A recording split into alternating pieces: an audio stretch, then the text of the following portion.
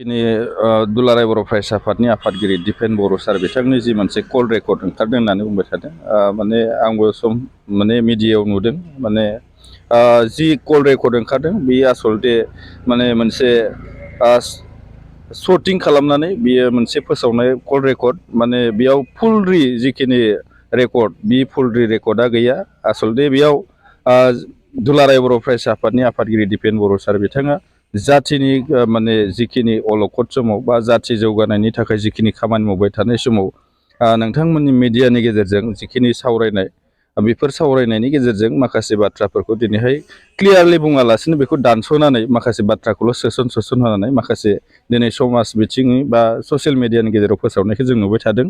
दा जायफोर बिथांमोना बेफोरबायदि फोसावबाय थादों बेनिफ्राय जानगाराव थानांगौ जों बेखौ खावलायगोन।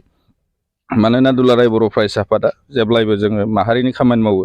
सोरबा दिपेन बर'आ हारसिङै सोरनिबा माने खैसाराव बिदि माखासे जि फान्दायनाय बियो दिनै ससियेल मिडियायाव गोसारबाय थादों। बेनिखायनो जायफोर बिथांमोना बे माने कल रेकर्ड बे भइस रेकर्डखौ जाहाथे स्पस्ट' भाबै माने बे मा बाथ्रा सावरायनाय जादों बेखौ बुंजोबनांगौ माने होजोबनांगौ माने दानस' होनानै बबेबा मोजांखौ गारनानै गाज्रिखौ होनायखौ जाहाथे बिदि खालामा बेखौ आङो खावलायगोन जायफोर बिथांमोना होयो।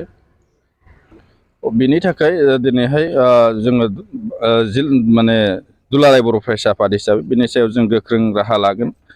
माने जिखिनि दिनै ससियेल मिडियानि गेजेराव जिखिनि गोसारबाय थानाय जि नंखाय फोसावनाय दा बेखौ जोङो आयेनगत भाबै जोङो राहा लागासिनो दङ। जाहाथे जायफोर बिथांमोना बे खामानिखौ मावदों बेनिफ्राय सोरबा जुदि मावदोंबा बिनिफ्राय जाहाथे सिखार जाखानाया गाहाम नङाबा जों बिनि सायाव गोख्रों राहा लानायखौ जोङो लागासिनो दङ। बेनोसै।